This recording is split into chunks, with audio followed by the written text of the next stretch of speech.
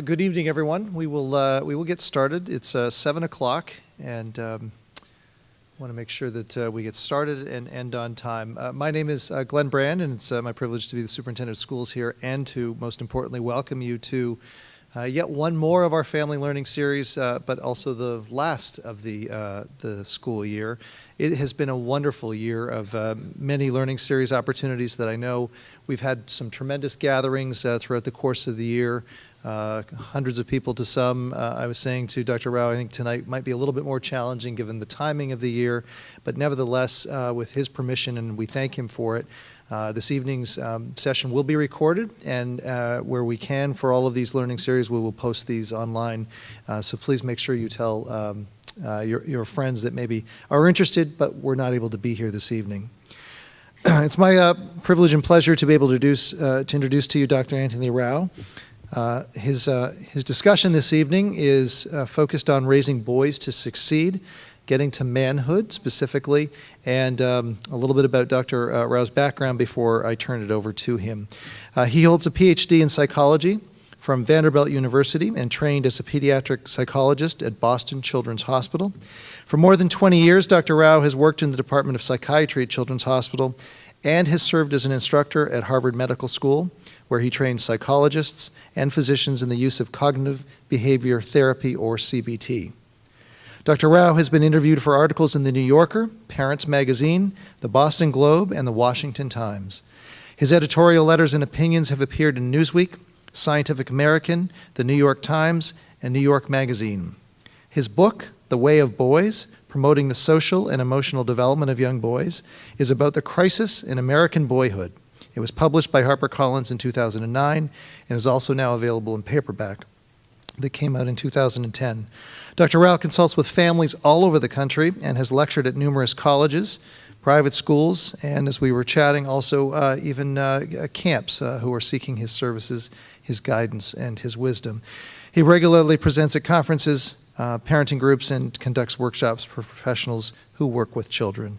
He is also the founder of Behavioral Solutions in Lexington, Massachusetts, not too far from here. And with that, we welcome Dr. Rao to Acton-Boxborough. Thank you very much. Thank you very much. Good evening. Thank you so much.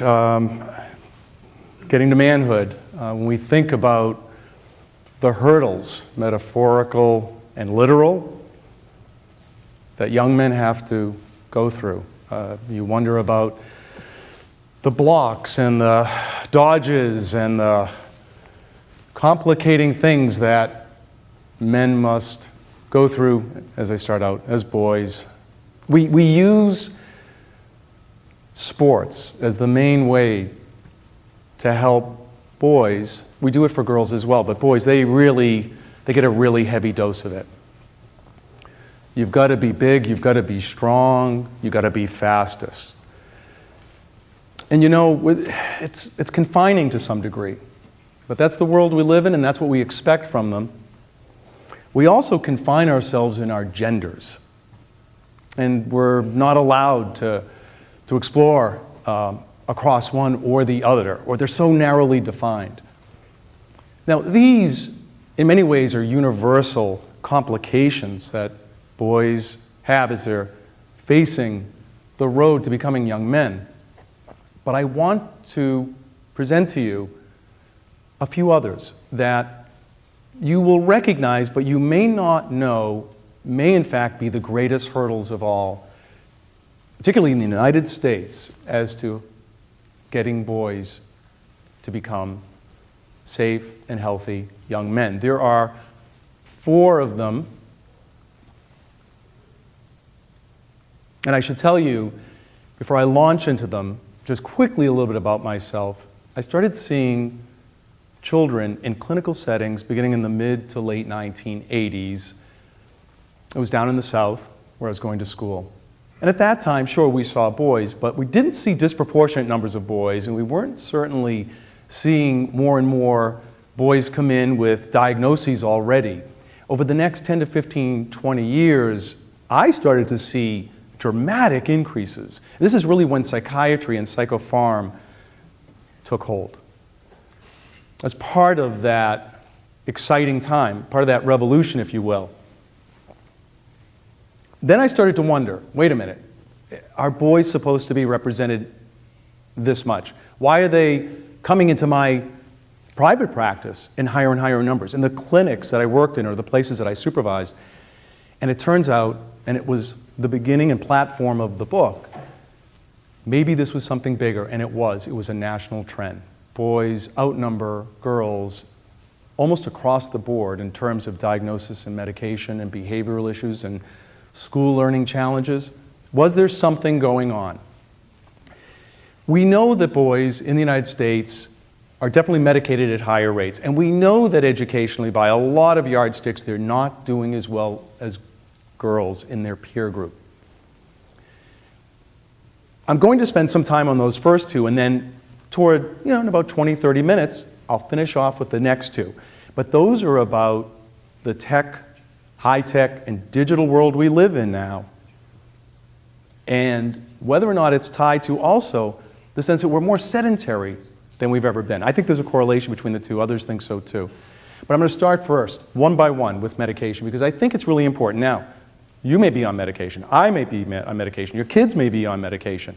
It's not uncommon today. In many cases, I'm the one pushing for a kid to see a psychiatrist. I don't prescribe, or a pediatrician calls me and says, hey, what do you think? And I say, yes, I think in this case, I don't want to see someone suffer, or I think it could be a really useful tool to help in the therapy process and help get them through school.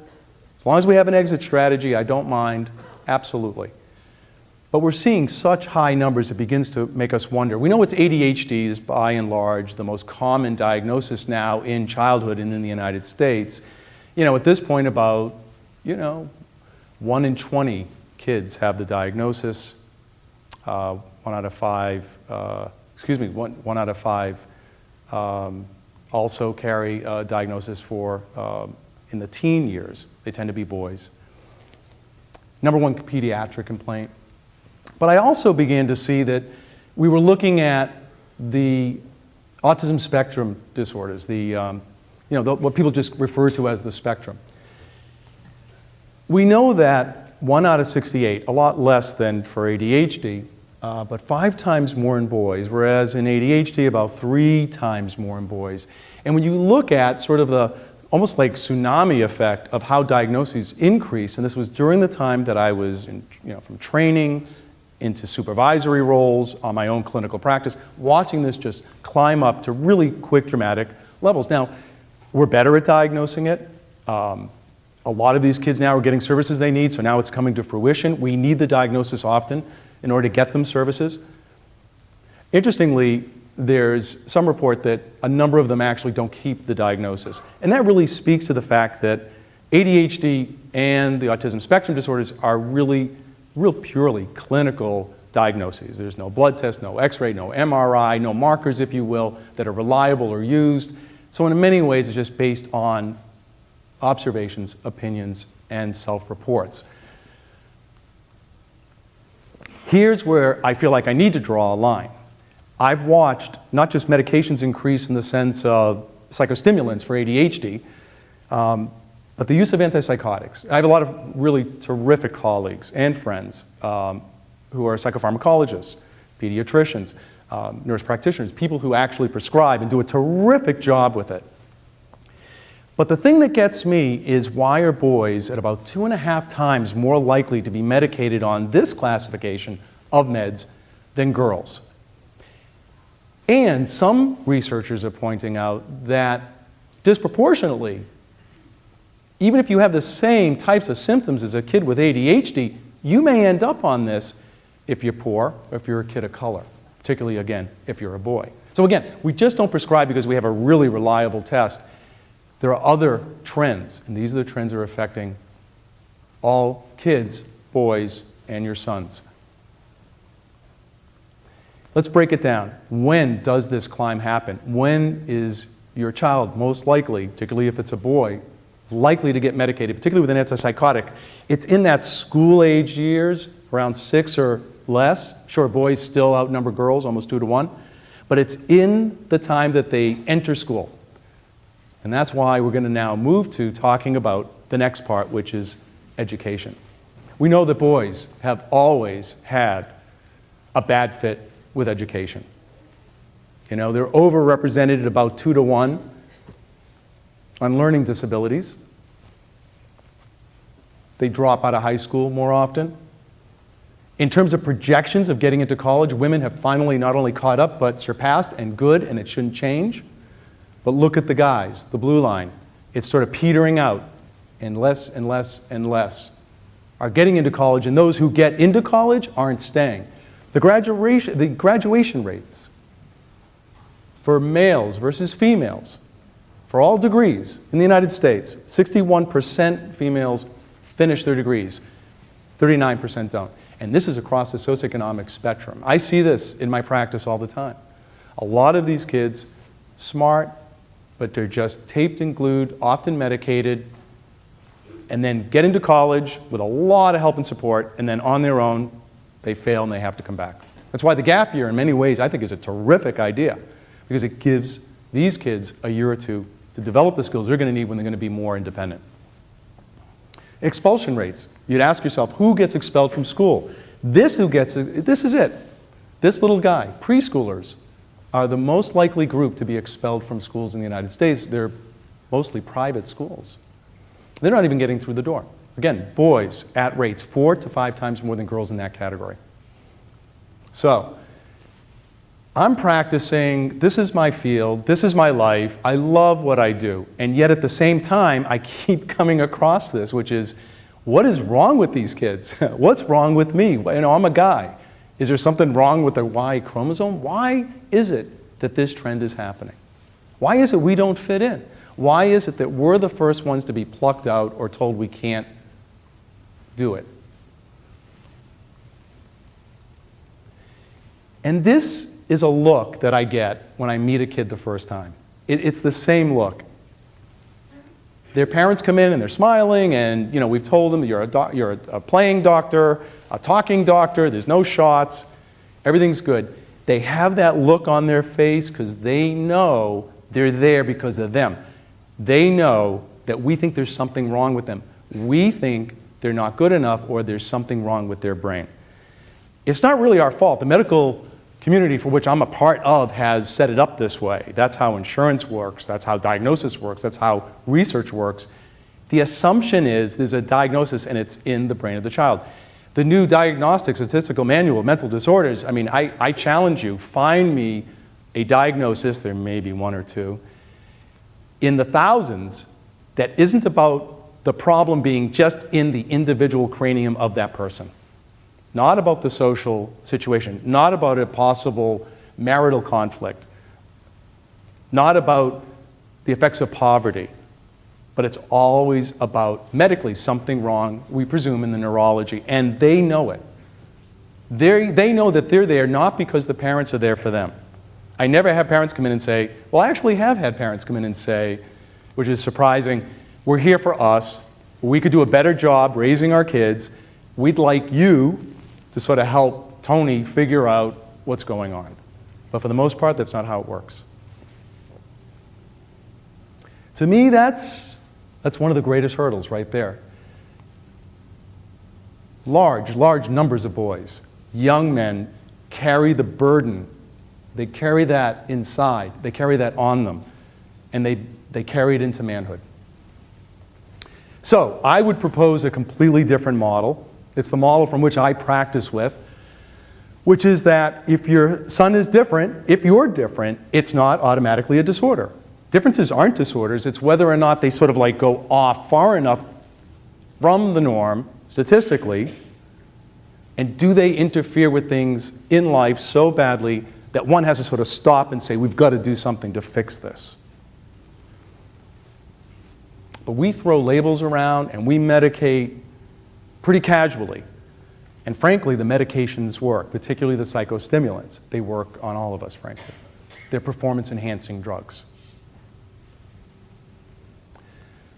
So, before you leave tonight, I want you to know a little bit about boy development and the way I understand it, and how I look at those kids when they walk through my door. I want you to know the basics as to how they're different than girls. Now, before I do that, I can't talk about gender as if it's just all black and white and simple. It isn't at all. So I present to you the planet Pluto, because if men are from Mars and women are from Venus, that orb that's out of control in the far reaches of the galaxy, the solar system, excuse me, it doesn't even have planet status anymore, I'm not sure. That's where many people joke. I use this as a way to reference, do you remember that book, Men Are From Mars, Women Are From Venus? 1992, John Gray has a huge national bestseller because people were hungry to understand the differences between the genders. There's a lot of just sort of pop psych in that book and not very meaningful, but it grabbed the attention of the population at the time in ways that no other book had. So, before I launch into the differences, just a couple of cautionary things, because I don't want you thinking that I think that all boys are one way or girls are the same. Completely don't believe that. Differences within groups. I don't care how you do your groups. Let's just say males versus females. We have enough now, we're not going to do it. We could put the males on one side, females on the other. I would bet you that the average height of the males is higher, or excuse me, larger, slightly, than the females. It's a small difference, but that doesn't mean that every male in that group is taller than every female. It's an incredible difference.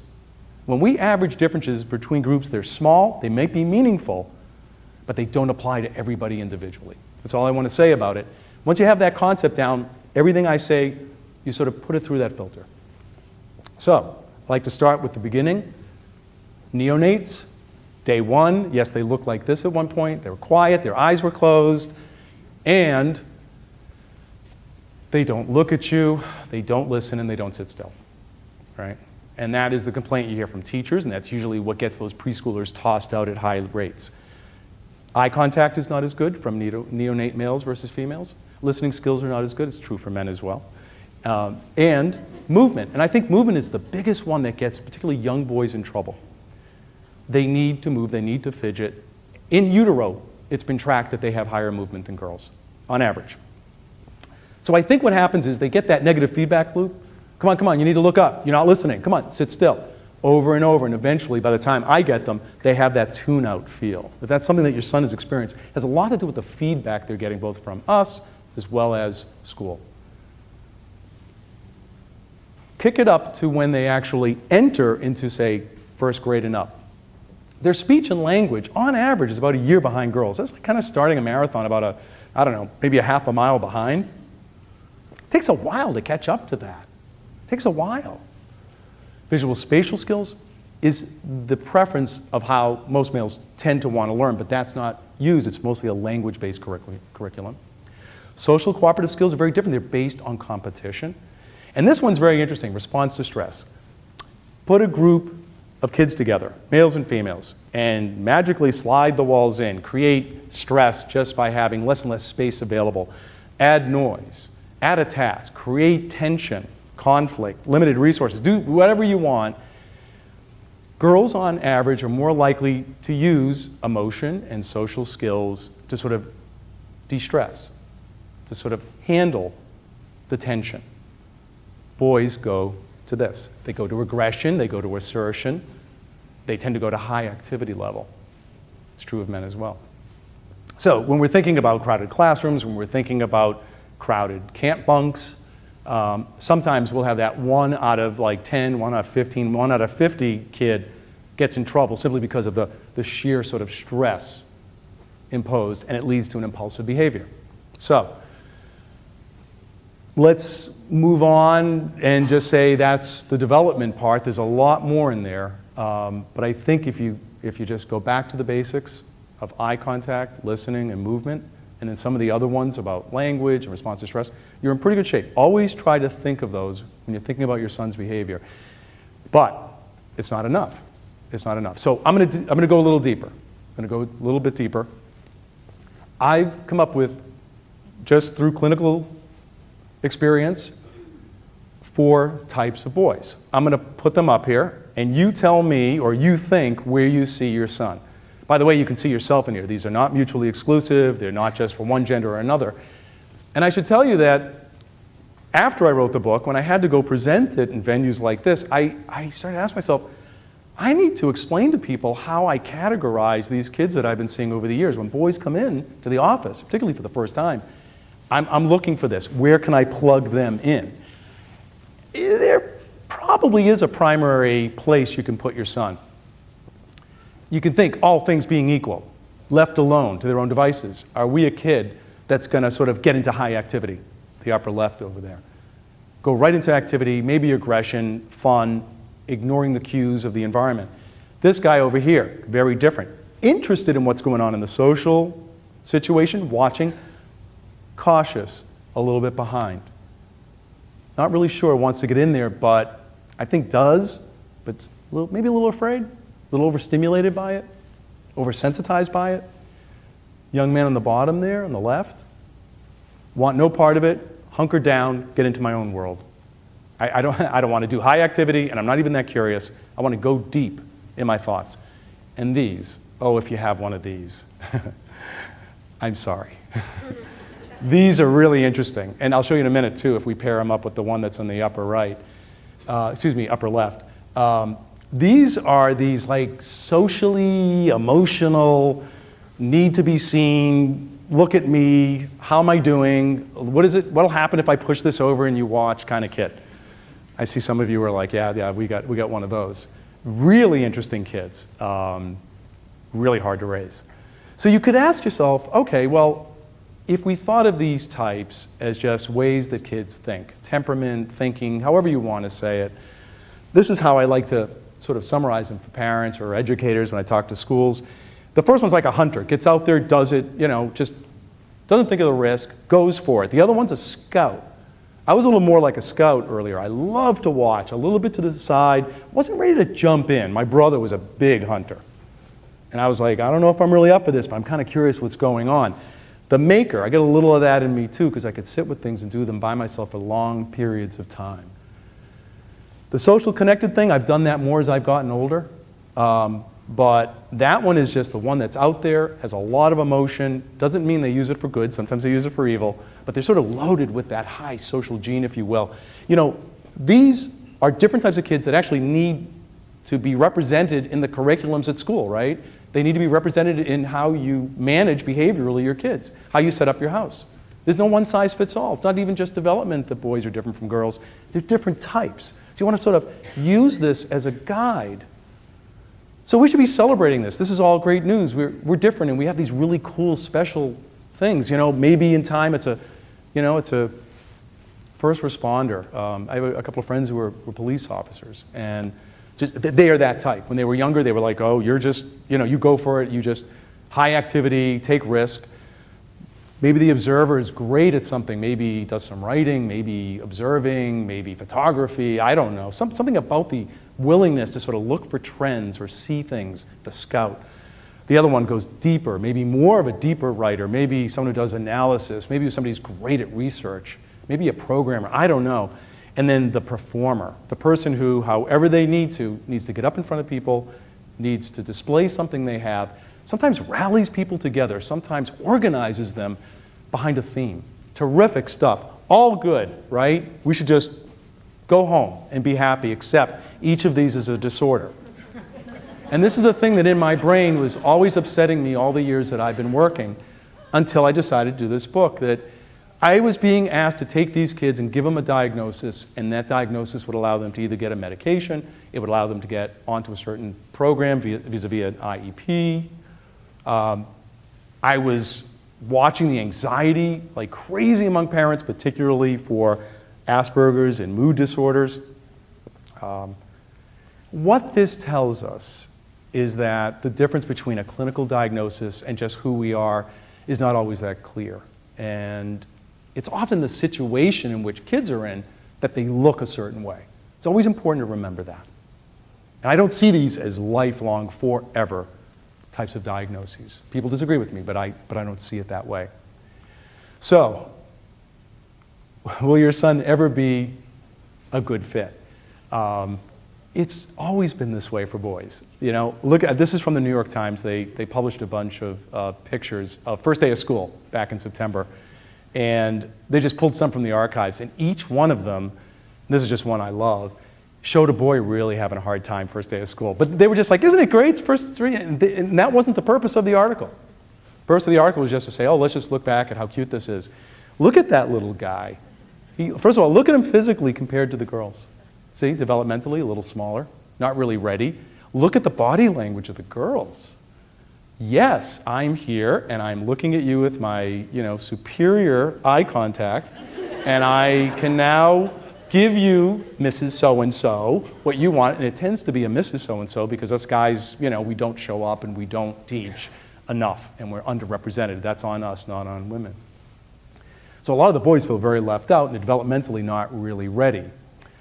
Plus, more so than ever, they're doing more school-related things, and this doesn't even tack on to the things like executive function training or tutoring or, particularly when, SAT stuff rolls around. It's a lot of extra time on school-based things which really push down the boys who really aren't built very well to listen, to sit still, to make eye contact. So, what to look out for? Well, I think that these two groups are the most likely to get flagged early because they're in your face and they're high activity. So in my practice, I tend to get these first. The overly social, chatty, can't sit still types from preschool up. We think the other two are great, and they fly under the radar. And then middle school rolls around. And if you're not social, it all twists around. You're by yourself, you're on your screens, you're not socializing enough, you're hunkered down, your social skills aren't so great, you're fearful, you're afraid of new social situations. Then the older kids start coming in for the first time around middle school. So it's kind of like when to think about where kids tend to pop up clinically in the offices and clinics that they get sent to. So the first thing we're going to do, and I'll list 3, 4, or 5 things, some basic takeaways for you guys to be thinking about and to make things better at home. But we're going to start with school because school is where your kids spend a ton of time and where they do most of their social comparison. They do it with their siblings too if they have a sibling, but they're sizing up everybody around them constantly and they're being evaluated and judged constantly. That's just the way it works. It's a very, very big source. So we got it of their development, we've got to get it right. So over the years in visiting lots of all-boys schools and through writing the book and working mostly with boys and young men, interviewing them when they were older, what worked, what didn't, I've come up with 9. I'm paring it down slowly. I wouldn't put you through, the originals was like 15 points. I'm down to 9, which is good. The first 3, they cluster together great. These are things that I think are a great fit for most boys. I think actually they work for a lot of girls. And you may also have the type of girl that's more boy-like, which a lot of this applies to beautifully. So, these first 3 are really about sort of the physical space, how much tension and pressure there is. If the class size, or the density, if you will, is really tight, or if it's really kind of congested in there, we know that the response of boys is to increase aggression, assertion. And we need them to break from the confines of small spaces very frequently. Free the body, free the mind. Free the body is recess, breaks, yoga mats, stretches, I don't care what it is. And they should be done hopefully within a 40-minute, no more than sort of timeline. Once we get, and also depending on the age, it's a lot more frequent than that. More frequent breaks, older kids can tolerate up to about an hour, but really be careful. Give them more freedom to sort of move about and do what they want. When I talk to schools and I do in-services with teachers, they give me that look like, oh sure, easy for you, because in your office, they come in one at a time, and it's a 50-minute hour, and it's quiet, and there's toys, and it's over, and they go home. And they're right. Like, I can't imagine managing, 3 or 4 at a time, let alone a classroom of 20, 25. I mean, it's incredible. It's incredible what teachers do.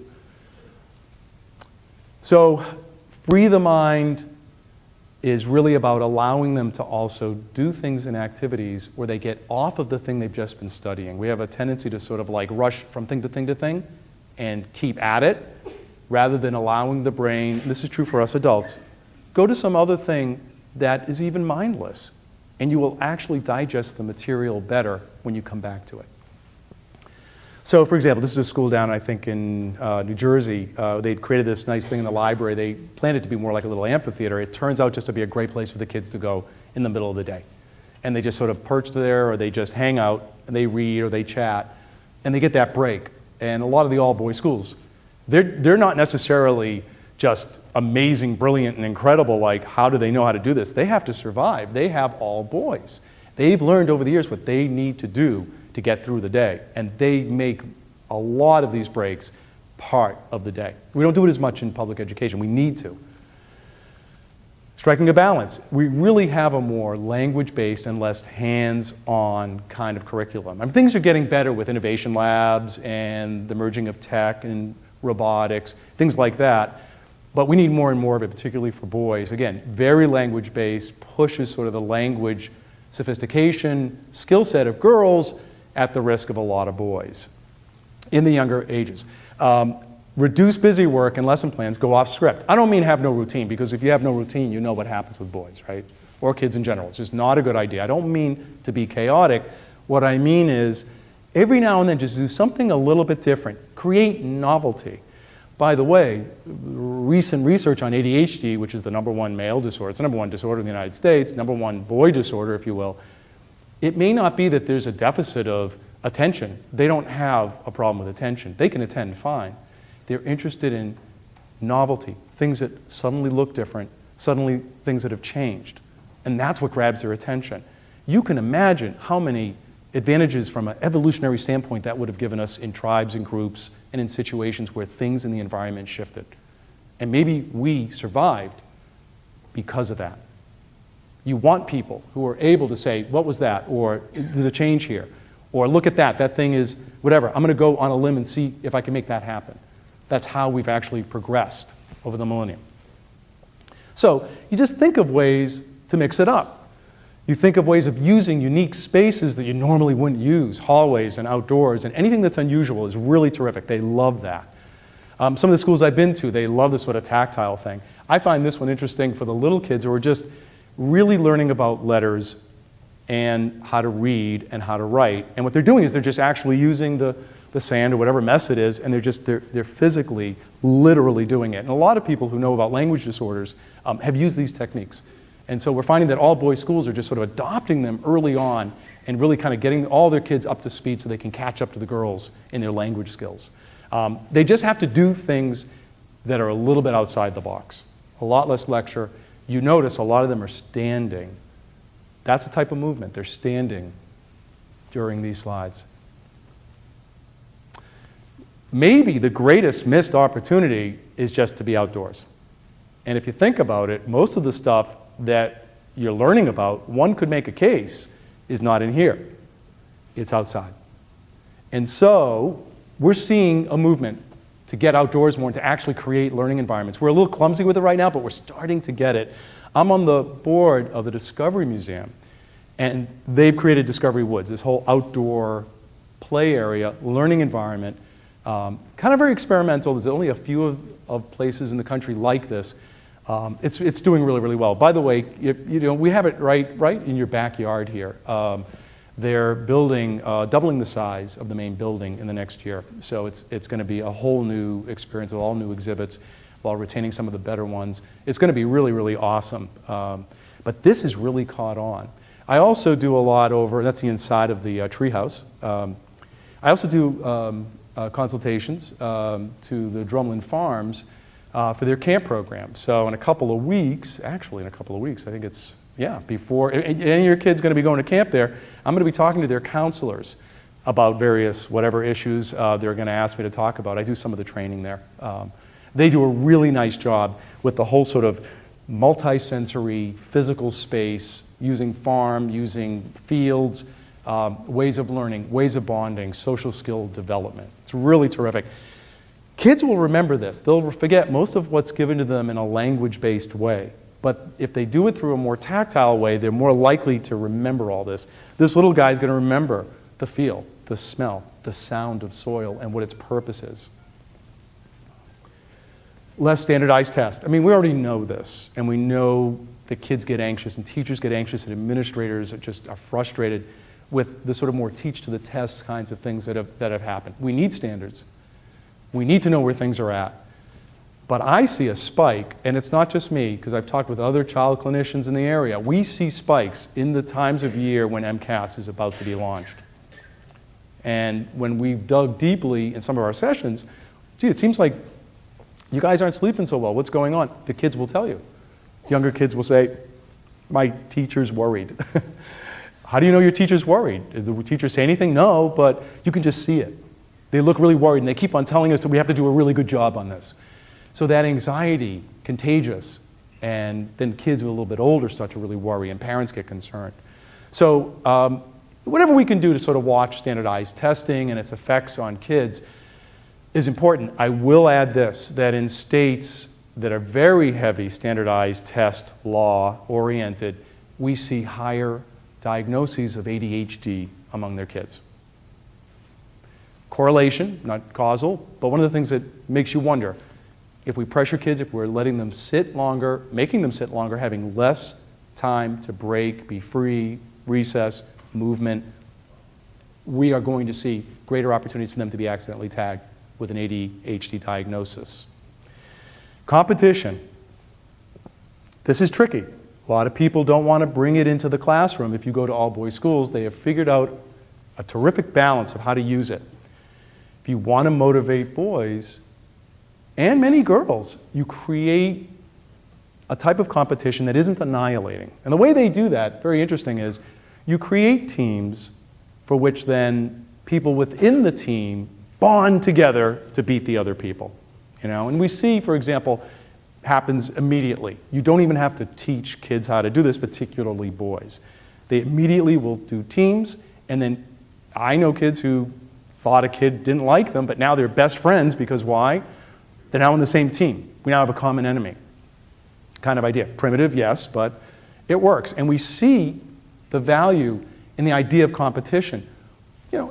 These guys could be out here until dark, right? I don't see the reward in this. I don't see a $20 bill falling down every time they get a basket. You've seen your kids probably with the little basket that you bought them, just won't stop. And you ask yourself, wow, if I could tap that kind of motivation for things that are far less interesting, far less mobile, far less exciting, a lot of it has to do with the competition, the betterment of self, and then we look at ways that we can have teams where personal best matters. And maybe we contribute to the team, but we can practice and do our own thing and get better and better. We only have ourselves that we compete with. We can see it in every kind of activity. We can see it in technology as well. More of this brought in as competition, very healthy, balanced, terrific driver of motivation for boys who tend to be often checked out in school. Now finally, I leave this last because it's actually really important, is movement. I think just boys, I think it's true of all of us, we learn more if we're in some sort of physiological state where our brain is telling us to be alert. If we're standing versus sitting. If we're walking versus sitting. The brain has signals that it's actually, this is important. These are some guys, I think, actually from the school system here. They were nice enough to give me a couple of slides that are going to be up here.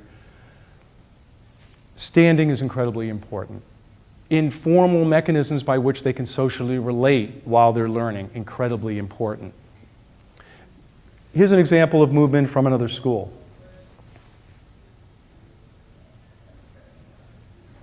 So a lot of teachers are getting these dry erase boards up, creating innovation lab-like settings. Those are based on the makerspacer idea or the new view model.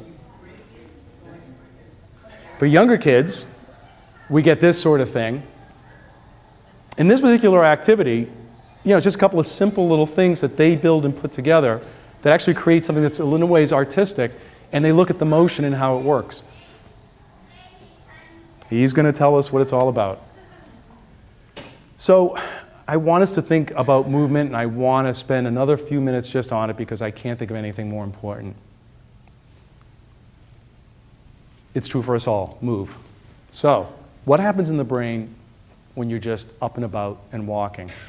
If you look at sedentary on the left versus after a brisk 20-minute walk, electroencephalogram studies just show a lot more activity in the human brain. It's kind of a duh moment, right? You would expect that. What does that mean? Well, we now have studies that show if kids have, 40, 50, 60 minutes of just fun play after school, before you get them to do a cognitive task, they actually improve compared to the kids who aren't. We actually see some interesting things. For kids who are in a sedentary position, that is, maybe they're just on screens or they're just reading, two things popped up in this one particular research study that I found interesting. One was attentional inhibition is better for the kids who had the physical activity before they sat down and did the cognitive tasks. Attentional inhibition is just a fancy way of saying you can focus, you can concentrate. It's also one of the three main criteria of ADHD. We now have studies that show that we can take kids who, if we believe, have been reliably diagnosed with ADHD and put them out for 20 or 30 minutes, run around, come back in. People cannot tell, if they don't know if they have ADHD or not, if they have a disorder or not, at least for about an hour or so. It's very interesting. Something about the human brain and priming it has a lot to do with the ability to focus and concentrate. The second one, cognitive flexibility, is just a fancy way of saying creative or fluid thinking. Ideas come to people more when we're in motion. We also know that parts of the brain thicken. We know that the myelin sheath, which allows connectivity between the neurons, improves. All because of motion. I think particularly for boys, as they're really rounding into middle school, incredibly important, pre-adolescence, adolescence and up, to channel adrenaline and testosterone. Testosterone, we understand, is going to be obvious. They're going to become young men. Their testosterone levels are increasing. Adrenaline increases too because of the social pressures that happen in middle school, the anxiety that they all face just walking through that hall, comparing to everyone. It's a terrific way, use of motion, to decrease those. Here's some examples. This is good movement, not a big deal. They do it on their own. You don't have to tell them to do this. They raid the hamper. There's a projectile of some sort. There's superheroes involved, and they run. When your kids were little, right, they just ran. Did you notice that? In fact, you had to watch that they just didn't run. They just run. It's wired in. Right? Good movement. There's an example of a school, I think it was down in, I don't know if it was Texas or Pennsylvania I visited, that had once a month, they would, go to a shelter and they would work the pans and the pots and work on making a meal. Terrific. This is still movement. Doesn't have to be literal running or sports. Terrific. It's just also a beautiful photograph. I just like the way it's composed. I used to do photography and I love it. Great movement. Look at this one for a minute. Now, I'm going to pick on this organization only because I was searching for competitive sports online, looking for some interesting images. And this one popped up. And the name of the organization is Competitive Edge Sports. They actually may be a terrific camp. I don't know what they are. This slide, though, as a psychologist, just arrested me at the moment. Because what I looked for was the body language, which I'm trained to see. You look at all the boys on this end are actually, he's yelling, the coach, and they're moving, and they got their hands crossed. And the look of the gentleman right behind him is not one of admiration, I don't think. And you pick this up. I see this. I'm trained to see this. We think they're getting good movement. We spend lots of money for them to get into these competitive situations. I think we're raising their adrenaline, and I think we're raising their testosterone. And I don't think they have the outlet for it. Think about good versus not so good movement. I'm now, in my talks that just started this year, I'm maybe the first to say this, that fidgeting is no longer a symptom. I don't want to see it anymore. If you send me a report, if you come to my office, fidgeting is not a symptom, even though it is one of the criteria that's used in the most common diagnosis in the United States, ADHD, fidgeting. It turns out if you don't fidget, you die younger. You should be fidgeting right now. It's actually built into the system. It's hardwired into humans, more male than female. Sitting for long periods of time, very, very dangerous. So fidgeting, it turns out, we believe now, is a biologically based way to keep circulation up. So fidget, again, I'll go with some of the other ones. doesn't want to wait turn, doesn't like to do chores or homework. Even those I have issues with. This one, it's off the list. So remember we started with this, and I promised you we would just tackle these last two, because I think this is, particularly for parents, this is where you guys struggle a lot, particularly with the screens and the sedentary behavior that screens often provide. Kill the screens. Very simple. Just unplug. You can't anymore, right? Those days are over. There are some good systems that allow parents to be able to monitor everything and control it. I would really recommend you do that. I'm not going to recommend a particular system, but you're just barely catching up with the technology which has already invaded your house, which is already wireless, and the devices that have been, through very aggressive commercialization, in the hands of kids now, almost 24/7. So we have enough studies now that are racking up that have me concerned and worried about the amount of screen time, particularly for boys. And wherever you go, it doesn't matter, right? So there's screens everywhere, and you have to ask yourself, well, where's our attention going? Where's his attention going? And every, 2 years, year and a half, 2 years, the processing speeds double and there's more apps, right?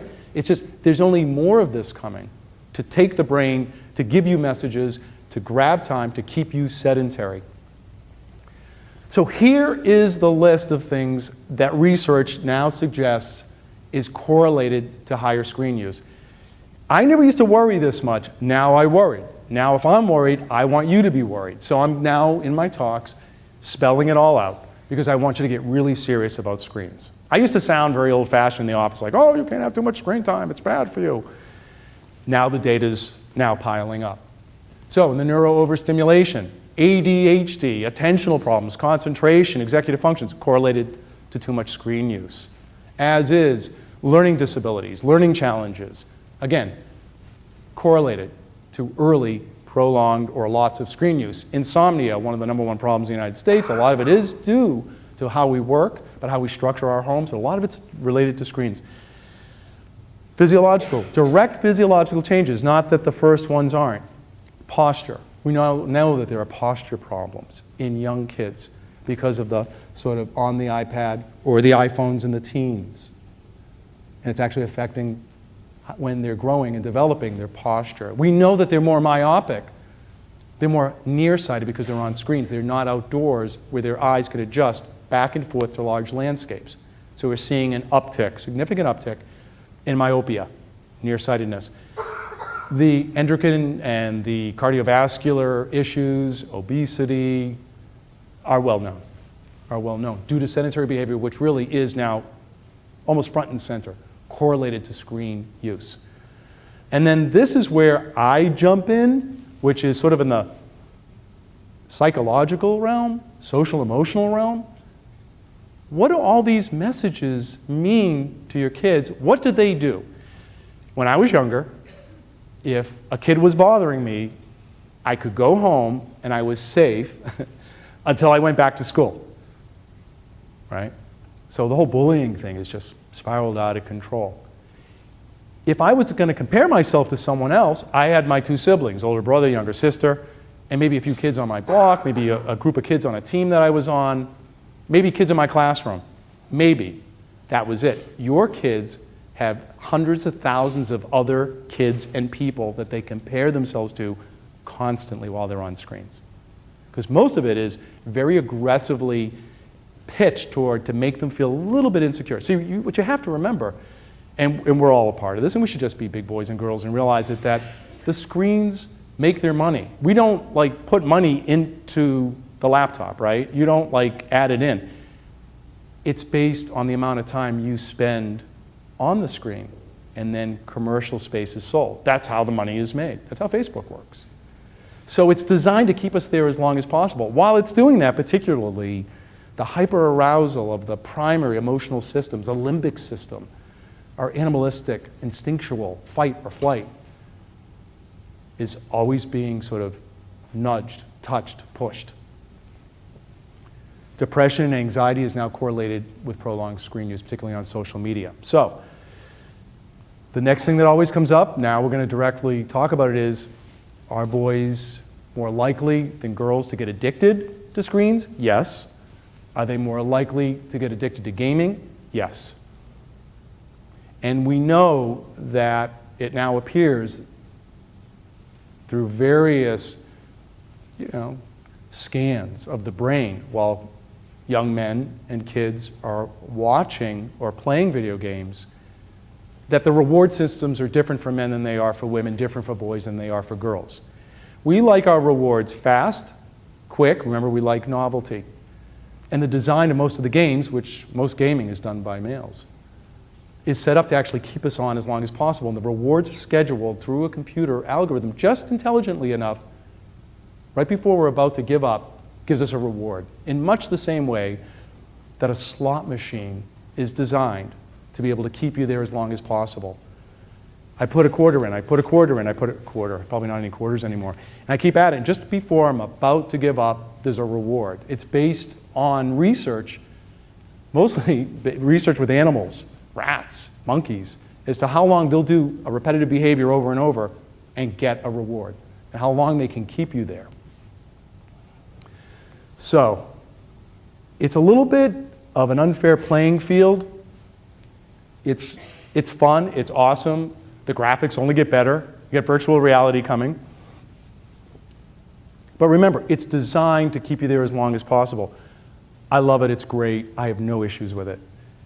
If, however, it's beginning to eclipse or overshadow the real life and the skill set that a kid needs, particularly these boys, then we need to step in. And there are just now beginning things like this, and I put this together, thinking about, in my head, when do I get worried that I think one of the boys sitting across from me is addicted and we have to maybe go to someone who's a specialist, or we have to really get completely tough and remove all screens, because we're in over our head like we would a drug addict. I've listed these from sort of not such a big deal to a very big deal on the bottom. No kid shuts off the screens when you ask, right? Actually, if they do, that's a little scary. Yes, I can't believe I was on so long. I'm really sorry I did that. Can I set the table? I'd be like, okay, what have you done with the child? And something's wrong here. It's becoming more and more the default activity. They want to go to it when they have free time. They say they're bored. When they start to trouble delaying access to the screens, you start to see sort of the agitation there, the frustration tolerance. Now we're in the middle range of things that get me a little concerned. Because if I'm frustrated because I can't get to my screens, because we're in the car really long, because you had to go to Trader Joe's, well, how am I going to handle a book? How am I going to handle a book report?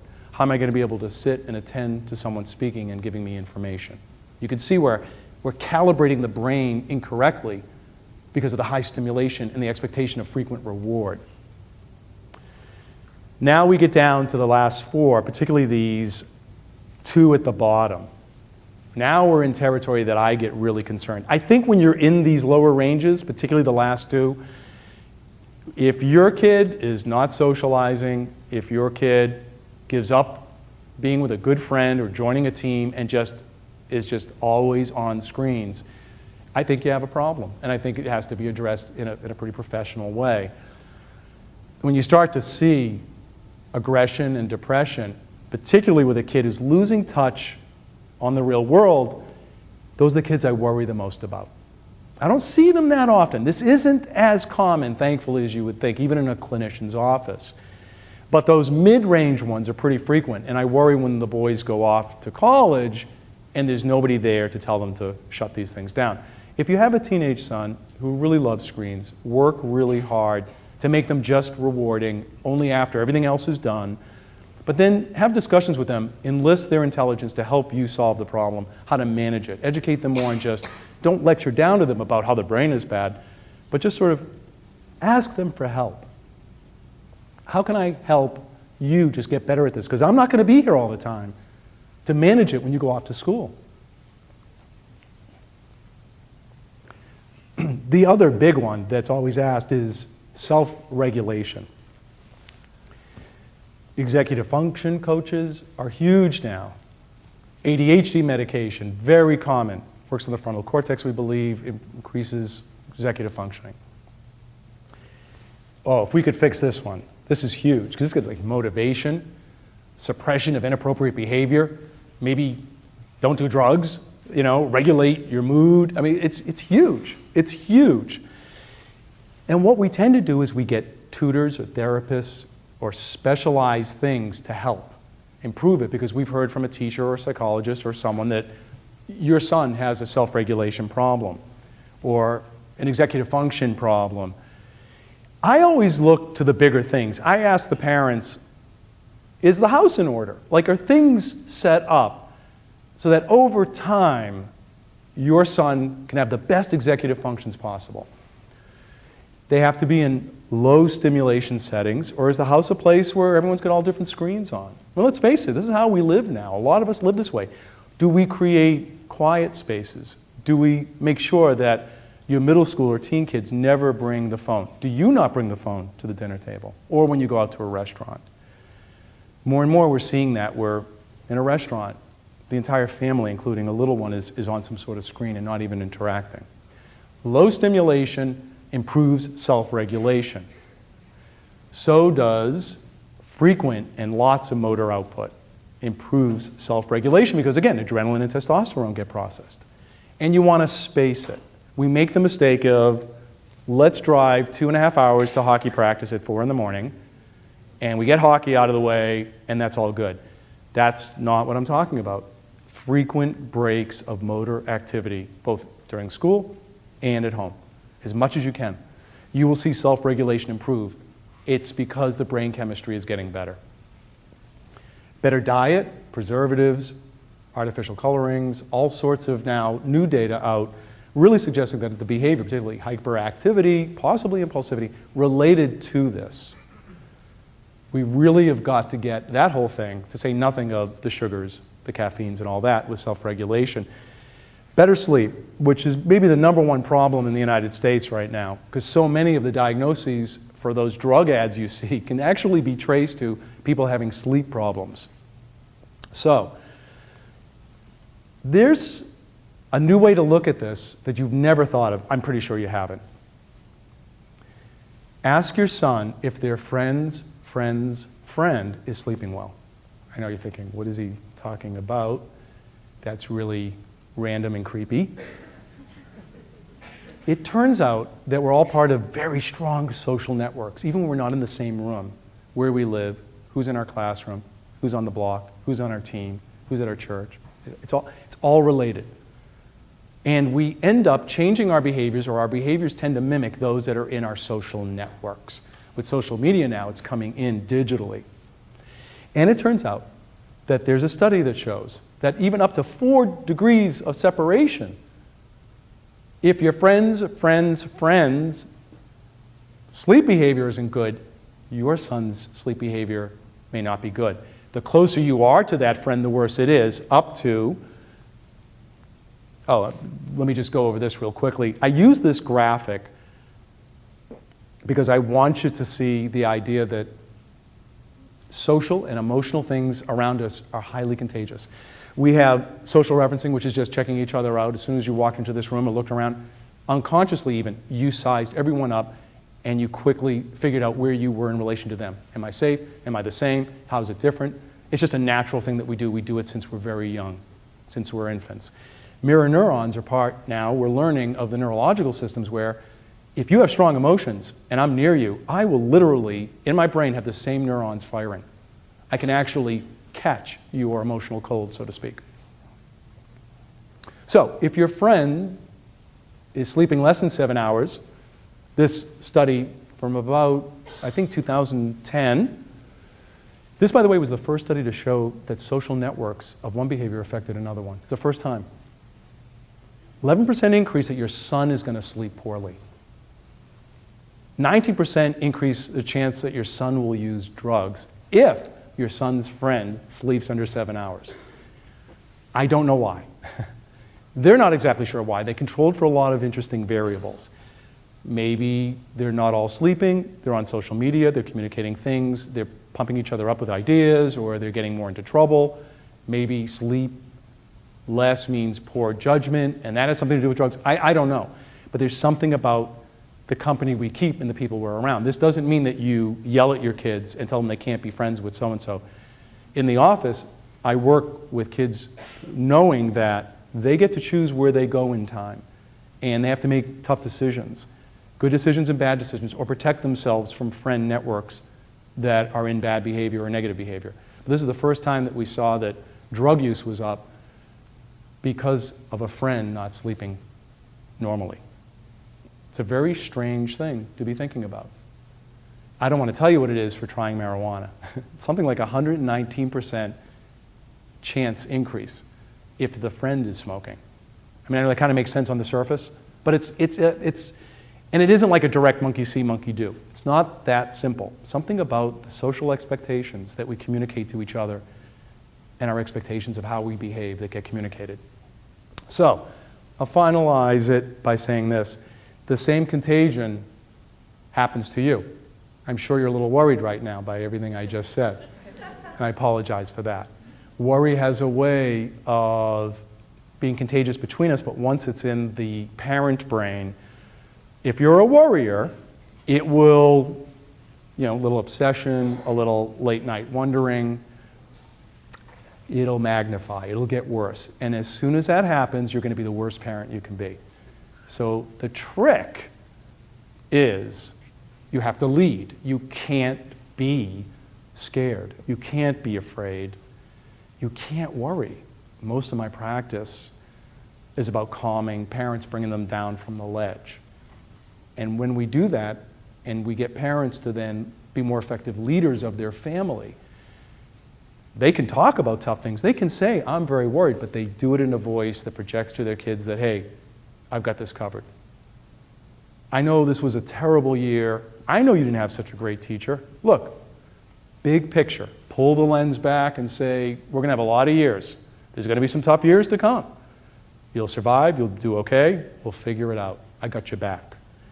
Communicating low anxiety, that you're in charge, even if inside you don't feel it at first, I believe may actually be a best predictor of what I've seen over 25 years now of where kids end up, if their parents could pull that together. And I do think that a lot of the time when parents are coming to me, it's about a sense that they've lost their leadership in their families. So I position from confidence, because otherwise you'll be raising your kids this way on fear and doubt. I will leave it there, and we have a few minutes for some questions, if you'd like. Yes, please. Speak up loud.